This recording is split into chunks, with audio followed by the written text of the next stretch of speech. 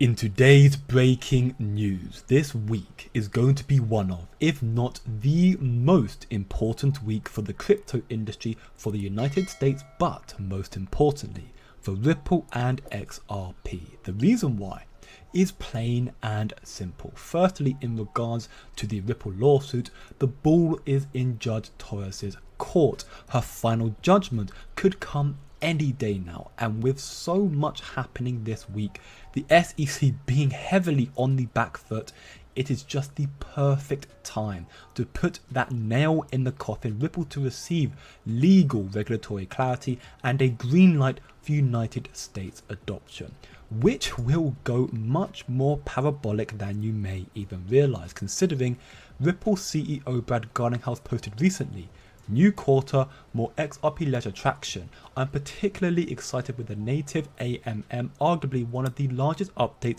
to the XRP ledger went live in Q1. It is only up from here, and I'm telling you, the United States have never been more eager to be greenlighted for blockchain and crypto adoption." From Congressman Tom Emmer, "This week, the House will take up two of my landmark pieces of legislation, one being the CBDC Anti-Surveillance State Act and the second being the Securities Clarity Act. These bills will ensure the future of crypto is determined by the American people, not the President of the United States, Joe Biden, and the administrative state." Remember, this is a man who already stated that XRP is not a security. So this is a very big deal, not just for crypto, but most importantly for Ripple. Regulatory clarity is just around the corner and is actually due to be the next major catalyst for the crypto bull run. And don't forget that the peak of the current bull cycle is still ahead of us. These are data points that matter, that really matter, the information that banks and sophisticated investors are hedging all their bets on, going all in on. Prices still have room to grow, and the growth for XRP is going to be one of, if not the most explosive in the crypto space. Why? Well, explained in this video here. Logical thinking is a simple yet a very powerful skill, and logic states that XRP is far from a junk coin. Pay close attention. For a junk coin like XRP, with a technology that's just not going to go anywhere. Why in the world is the public policy scene even talking about XRP, Ripple? Greg Kidd, who is a former senior analyst at the Federal Reserve Board for Payments, spoke highly of Ripple's XRP at the Las Vegas conference. I find it so interesting that somebody that truly has been behind the closed doors and knows what's going on is giving it the time of day at all. Notice what he says here. "I did go from working for the Federal Reserve, which was the deep state, to a poker game with the other deep state players like from Google and Visa. And they talked about this new company. There was no Bitcoin company, but there was a company called Ripple." Now, not only did he commend Ledger's original architects, Arthur Brito and David Schwartz, for taking the time to educate him on the future, he also said Ripple made him pivot from the history world at the Federal Reserve to the whole new universe that XRP and Ripple brought. Junk coin, junk technology. It's a waste of time. Why are people hating on it so much when we have this stuff coming out from people that know what they're talking about? This is so much more important than people seem to be giving it credit for, because XRP, as always, its price continues to move sideways. But this won't be the case for long. A lot is happening this week, groundbreaking developments, not just from Tom Emmer, but from Congress, crypto, and the United States as a whole. A lot is happening this week. Spot ETFs, Congress voting on several key crypto bills. Who is ready? The decision for the SEC's decision on VanEck Spot Ethereum ETFs will be made by a 5-member panel this week. Very, very big, very important, a pivotal moment for crypto once again, just like the Bitcoin ETFs were when they first were announced. Now, knowing Gary Gensler, his vote could be decisive, similar to how he acted with the Bitcoin ETFs, which required a lot of pressure from the leading financial institutions like BlackRock. The SEC must approve both the 19B-4's exchange rule changes and S-1's registration settlements for the ETF to launch. Technically possible for SEC to approve 19B-4's and then slowly play S-1's, especially given the reported lack of engagement here. But of course, considering Gary Gensler is now declaring Ethereum is a security and there's an ongoing investigation into Ethereum, this may just give him a slightly better case to deny the ETFs, at least for the time being, at least for now. Ripple CEO Brad Garlinghouse has already stated that in the long run, the SEC will lose because best technology usually wins in the long run. Listen closely. There's no negative consequence to Gary Gensler to keep fighting the fight. No, you're right. Doesn't cost him a dime. What do you think about the future in that regards then? Like, do you feel like the SEC is powerful enough to curtail the crypto industry as a whole, or do you think it's a matter of time? Oh, they're going to lose in the long run. They're going to lose in the long run. Just enough time. This is just, I mean, look, if you look at the continued growth of crypto as a multi-decade arc of time, this is nothing. This is nothing. It's a speed bump.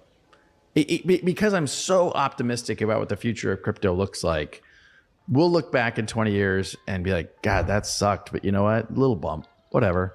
In my opinion, the market will be measured in many, many, many, many trillions. Yeah.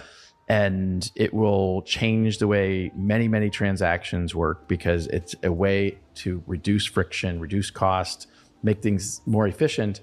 It's going to win in the long run. The best technology usually wins in the long run. Yeah. So this is another major catalyst that is occurring this week. And then there are also the several key bills which Congress have voted to pass. One, of course, being the FIT21 Act. FIT21 establishes a regulatory framework for the issuance and trading of digital assets by the CFTC and the SEC. It provides clarity on which digital assets are regulated by each agency. Currently, digital asset firms are instructed to somehow comply with US securities laws that were designed nearly 100 years ago. They are so outdated, which is why we need this bill more so now than ever. We need this bill to pass. We need change to promote innovation and growth.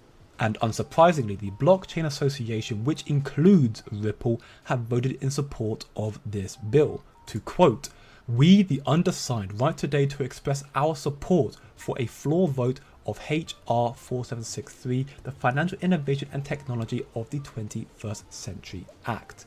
So this is a very, very big bill that's going to be decided this week. And then we also have another bill, a third bill, Tokenized Assets Deploying American Blockchain Act of 2023, which was a landslide massive victory.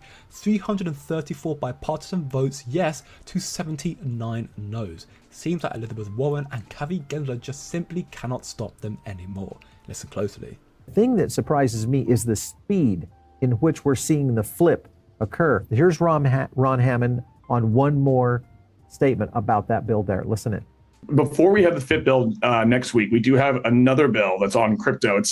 It's called the Deploying Blockchain in America's Act. It's from Lisa Blunt Rochester, Democrat from Delaware. We also have Larry Bouchon, Republican from Indiana. This kind of solves a little bit of that question where it goes, you know what, if it's on blockchain matters generally, that's not even more financial services related.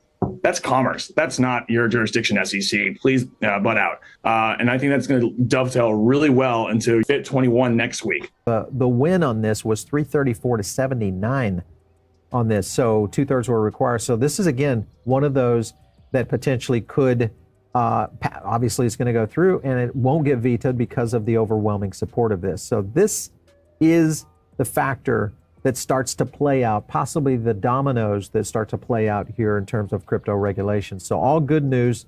So now we know we have two more bills coming from Tom Emmer, Ethereum ETFs close to be decided, and two more bills to be decided by Joe Biden to veto or not. And one of which, as we've just heard, most likely won't get vetoed because the overwhelming support, it is absolutely insane. So this week is a breaking update week, bullish updates all around. And the United States, the banks are ready for mass DLT adoption and hedging their bets right now, as we can hear in this video. Pay close attention. And this is the punchline of that report. And it's a shock to many people because the press would have you believe, and many of the CEOs of these companies would have you believe that they don't need this new technology. But in practice, they're all deploying it as quickly as they can. And so that starts with Larry Fink and BlackRock at the top of the pile. All of the Chinese banks have now done so as well. And you can look at someone like JP Morgan Chase at number 8 or Goldman Sachs at number 15, where they are talking out both sides of their mouth. So their CIOs and CEOs are saying, we don't need any of this, but their organizations are rolling it out and making it available to their customers. And you have to ask the question, why are they speaking out both sides of their mouth at the same time? Well, the reality is they're very smart strategists. So they know they haven't been ready. Now they are ready, but they also want to hedge their bets. And they have good reasons for doing that, since most of their profits come from outdated products that are not very pro-consumer. And as they digitalize, they will capture less value, but of course their customers will capture more. So ultimately, this is all pro-consumer, even though we're going through a difficult transition from A to B. And now on a final note, in some more breaking news, Wall Street enter stage left, as Grayscale have just announced the next phase of growth. Michael Sonnenschein has resigned as the CEO, and now Peter Mintzberg has been declared as his replacement. He has a history of strategy and corporate M&A at high-profile firms such as BlackRock, Goldman Sachs, and Oppenheimer funds. So this is a very big deal, and need to remind you that XRP was mentioned as a currency in a PDF from Goldman Sachs, which he was just a part of, and Ripple Labs secured ISDA membership, aligning with financial giants like JP Morgan and Goldman Sachs once again. Goldman Sachs are connected to XRP. Proof once more that 2024 this year is going to be a very bullish year for Ripple and XRP. This move will be effective on August 15th, a few months from now, but again, this whole video is confirmation that all the pieces are now falling into place. This week has been full of breaking announcements, and there are a lot more to look forward to this week and in the very near future to come. Again, the peak of the current bull cycle is still ahead of us, and XRP is going to soar to the moon. Just remember, you don't look short term, you think long term. And I'll see you in the next one.